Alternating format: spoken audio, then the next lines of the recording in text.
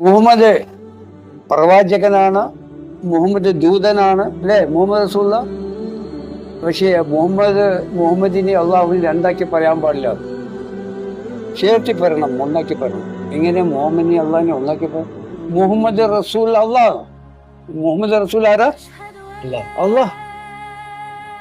അപ്പൊ ഈശ്വരനാണ്, ദൈവമാണ്. മറ്റു ഭാഷയെ പറഞ്ഞു, അറബിയിൽ പറഞ്ഞ അള്ളാഹ്. മുഹമ്മദ് അള്ളാഹു അല്ലെങ്കിൽ നിങ്ങൾ ബിസ്മില്ലാഹിലൂടെ ഫാത്തിഹയിലൂടെ നോക്കിയാൽ മുഹമ്മദാണ്.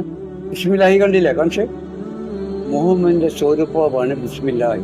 അതാണ് ഫാത്തിഹ. ആ ഫാത്തിഹയിലൂടെ അള്ളാഹുവിനെ കണ്ടറിഞ്ഞ് ആ അള്ളാഹുവിനാണ് സുജൂദ് ചെയ്ത് നമസ്കരിക്കുന്നത്. വേറെ മനുഷ്യർക്കല്ല, വേറെ അള്ളാഹുവില്ല. അള്ളാഹു. പക്ഷെ റിയലായിട്ട് നിങ്ങൾക്ക് എന്തെ കാണണോ അറിയണോ, ചോദിച്ചോ, ഞാൻ കാണിക്കാം.